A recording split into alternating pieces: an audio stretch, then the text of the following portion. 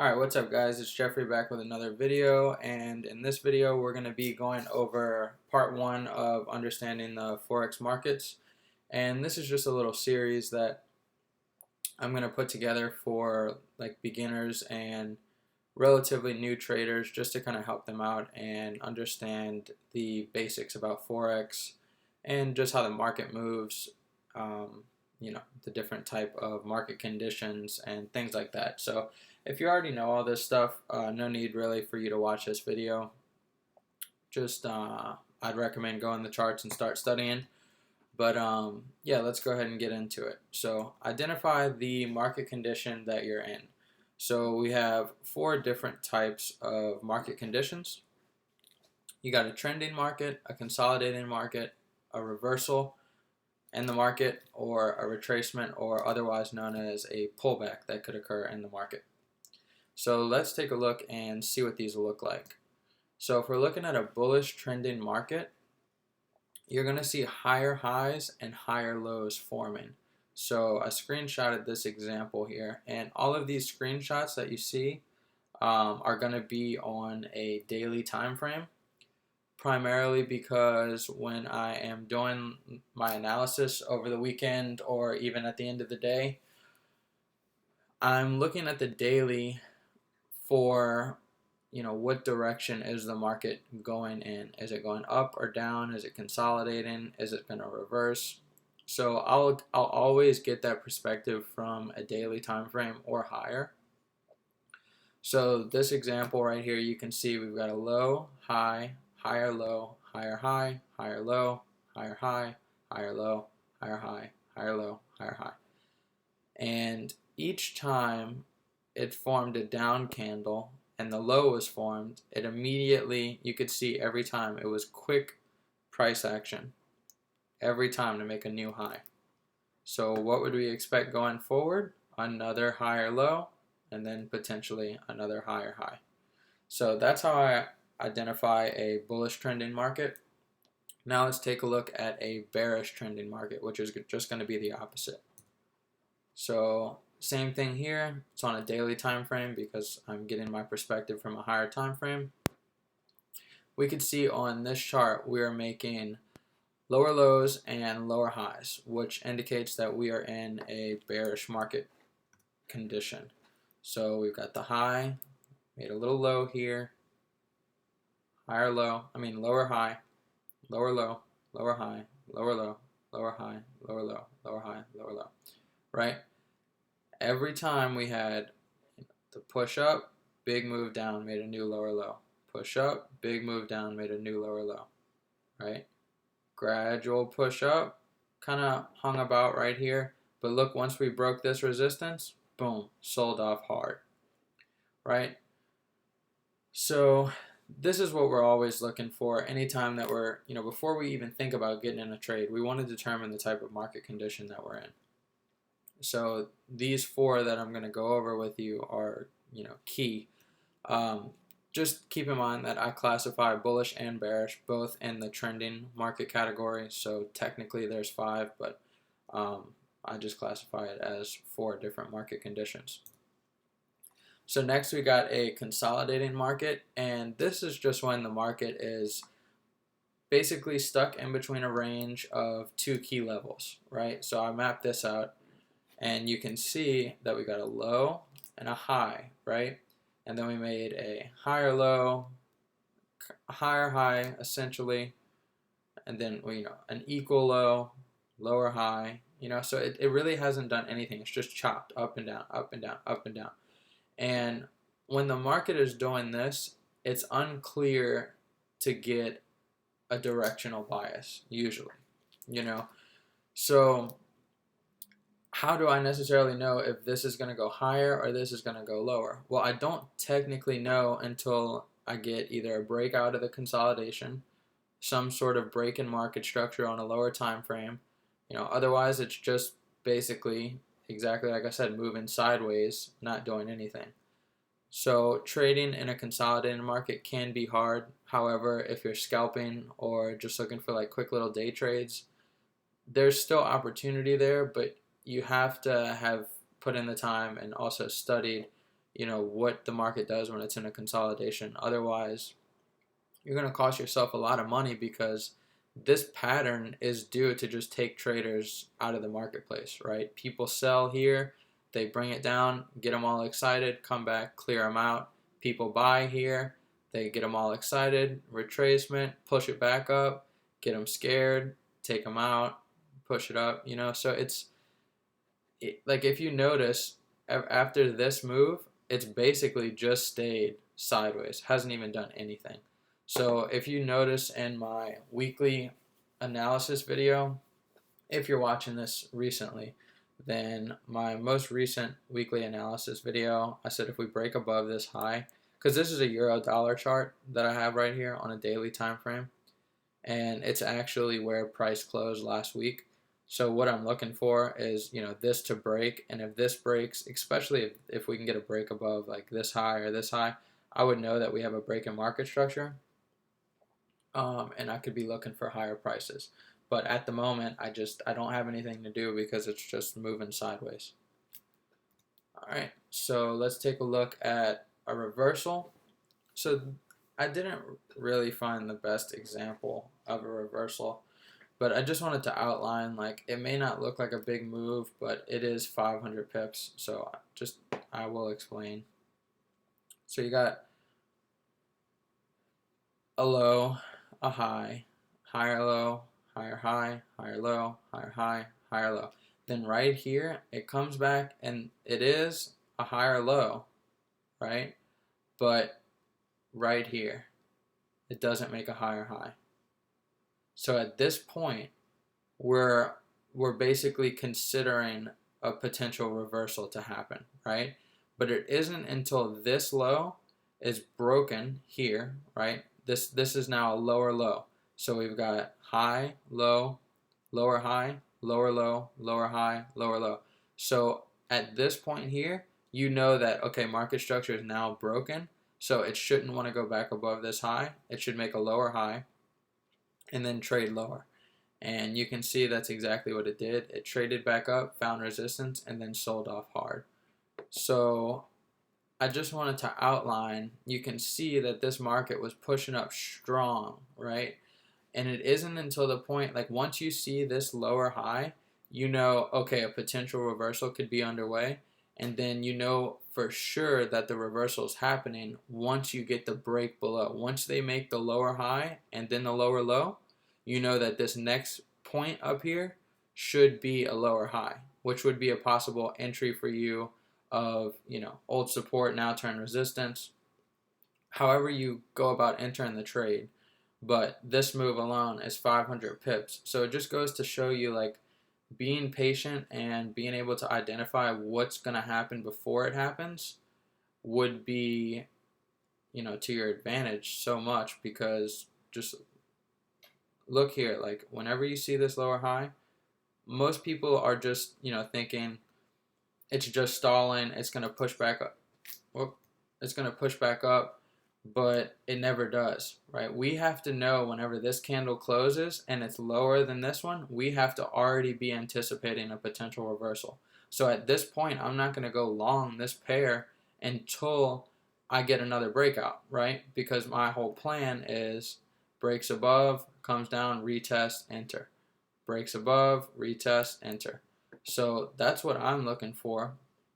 And since I don't have that here, I have to wait for this to happen. Wait for the break, then the retest, then enter. And I may have not got, this is a full 500 pips, so I may not get the whole thing, but this may be, say 300 pips. But even then, just the fact that you can spot a reversal before it happens is key. So, and sometimes you'll see, the reversals will come all the way back down and then take out this old low too. Because this also could just be classified as technically a retracement, but I just wanted to mainly outline, like, how you can see it's reversing right here at the top. Like, if it's not making a new higher high and you're in a bullish market like we were here, made a lower high, then we know, okay, it's going to want to trade lower either for a potential retracement or what. But you just have to, keep an eye out for this. Make sure you're making, higher lows and higher highs if you're in a bullish market, and keep an eye out for this pattern to form, when potential reversals are coming. So the last market condition that I got is a retracement or a pullback. A lot of traders know this as, I think it's like ABCD pattern or something like that. I didn't really learn, much about that. I wouldn't say like the most necessary thing to know, but you just have to understand like the market will retrace or pull back into a logical level of, resistance if we're looking for a sell, or a logical level of support if we're looking for a buy. And then it'll find, support or resistance at that level and then continue in the desired direction. So here, if we look, we've got a low, high, then we made a lower low, right? So we're expecting a lower high to form. Well, where would we expect it to form? Hold support, now turn resistance. Hold support, now turn resistance, right? So we traded back up into it. And if we pulled the fibs on this swing right here, this is probably a 70.5 or 79% retracement level. Actually, it's probably a 62 to 70.5. 79 would be higher up here. So, just if you had multiple different things confluencing with each other at this level, then okay, that could be a logical sell for you, targeting the previous support here, right? And as you can see, it traded right through that. Why? Because we're expecting a new lower low to form, because we're in a bearish market condition. So even though you're in a bearish market condition, you have to anticipate these retracements, because price needs to come back up and find resistance or support before trading to its next level. So keep that in mind for when you're looking at the markets. If you see it just moving down here, you're not just going to want to sell it. You want to wait for the retracement, right? So wait for the low to form, then wait for that lower high, and then you're going to want to base your entry off that. And then, so for example, I'd put my stop loss above here, my take profit below here, and this would be my entry, right? So it just depends on how you interpret the markets and what you're looking for, and also like if you could be patient enough to wait for the market to finish unfolding this down move, and then trust that it's going to go back higher, to retest a logical level of old support, now turn resistance, then to ultimately trade lower.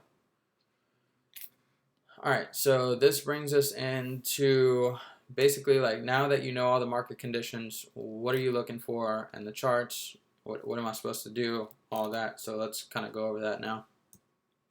So everything that we discuss going forward, or anytime you're looking for a trade, make sure that if you can't keep yourself from trading outside of session times, don't even open your charts until it's a session time. So whether that's Asia, London, New York, that's going to be when you want to be in front of the charts, because that's when these key moves and these key levels and the market has the most volume. So just make sure that if you're studying or whatever, any of that, like, don't look at what's going on in price right now, like back test it, go back 6 months or a year, and just focus on like that portion of price action until you're ready to look for a trade, like on the actual day that you're trading. Just make sure you're always in a session time if you're looking for a trade. Even when you're studying price action, highlight the times of Asian session, New York session, London session, and see how price moves in those session times. All right, so during the session times, what I do is I look for ICT bullish or bearish order blocks, which is key support and resistance levels. These order blocks usually form around the fib levels, like 70.5, 62, or 79. So that's kind of just like an added little bonus to like measure out the swing and see, to make sure that you're going to put your stop loss below that previous swing or above that previous high, you know what swing and what range you're working in. So to simplify that, I'm always just looking for ICT bullish or bearish order blocks, so key, support, and resistance. I'm looking for that to be traded into on a higher time frame basis, and then on, like, for example, say the market trades into a key support level on Monday. Well, it may give me the trade setup Tuesday and London open. You know what I mean? And then that's when I would enter the trade for that. But it would all be based off of this ICT bullish or bearish order block getting hit on a higher time frame level, and then during the session time I broke down and went on a lower time frame, maybe a 1 hour, 15 minute, 5 minute, and I'm looking for it to start making those. If I'm looking for a bullish order block, then I'm looking for it to start making higher highs and higher lows on, say, like a 5 or 15 minute time frame. And if I'm looking for a bearish order block, so I'm looking for sells, then I'd be looking, on that 5 or 15 minute time frame during London.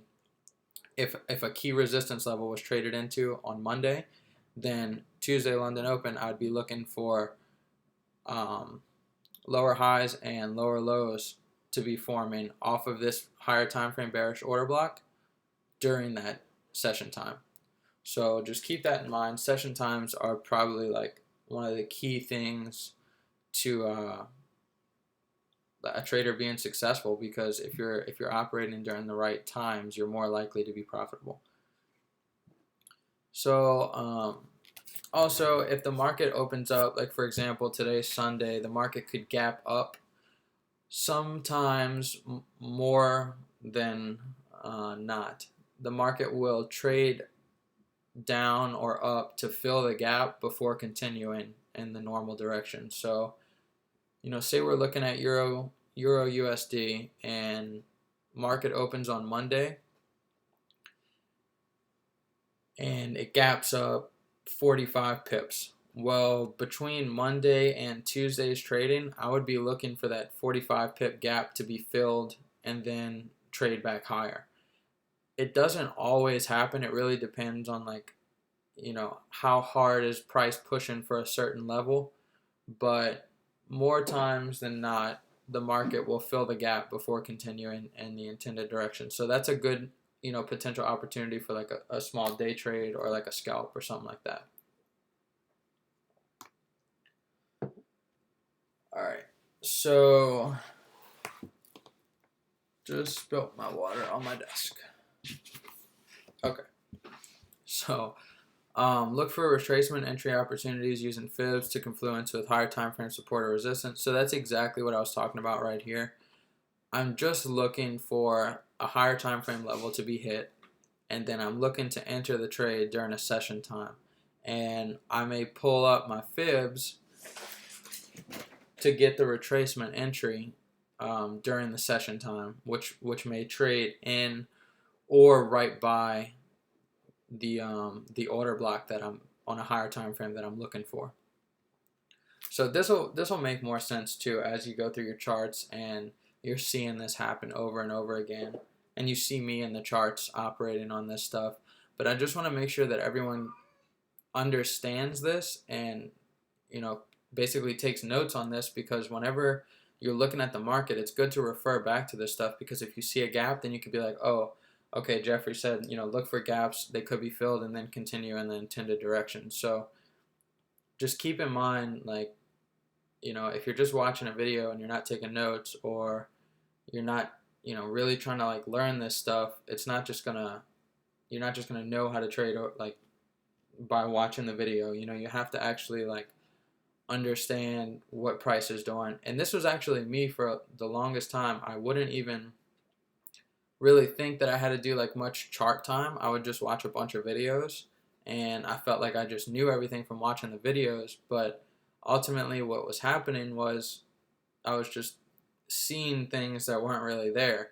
So what I realized is, I need to spend at least an hour or 2 hours a day looking at the charts to just watch price action, see what price is doing during Asia, London, New York. That way, whenever I'm watching price, looking for a trade or whatever, I can trust the things that I'm taking. And also, I have so much more confidence behind it because I've seen it happen, over and over again. Or maybe I haven't seen it happen at all, and then it's not something that I want to act on, with real money. But I would just see how it pans out and then look for it again in the future or something. So just make sure that you're, taking it serious, take notes, go in your charts, study, like don't just watch the videos, just go in your charts. All right. So now that you know how to identify the market condition and know what you're looking for, how do we implement it? So if you've already watched my video about like picking your pair and the US dollar index, this is basically that I'm going over again, but it's so key for anybody that's trading any of the majors, Euro, CAD, all that stuff. Like if you're trading any of the majors, you need to be looking at the dollar index. And same thing if you're so for example, if you're trading AUD JPY, then I think that you should look at AUD JPY, AUD USD, and USD JPY. Why? Because you're comparing between the three of those. You can see like which one's going to move, if they're all moving in sync with each other. You know what I mean? So if AUD JPY is supposed to go higher, then that would mean a stronger Aussie over yen. So in terms of price, we would want to see the Australian dollar move higher. USD JPY would move lower, right? So I know it's really hard to probably understand without like looking at a chart or me breaking it down. But if you understand that, and again, we're going to touch on all of this like pretty much in every video, because it's all of these basics are keys to understanding Forex, right? Like you have to understand the exotic pairs and how they play a role with the major pairs. So just pay attention and, don't feel overwhelmed if you don't know what some of this stuff means or what it is or even how to set up your trading account. Just hit me up on Facebook or, in the link below, there's a Telegram channel. You can hit me up on there. Or actually, you can't type in there. So join the Facebook group or hit me up on Instagram and you can talk to me on there.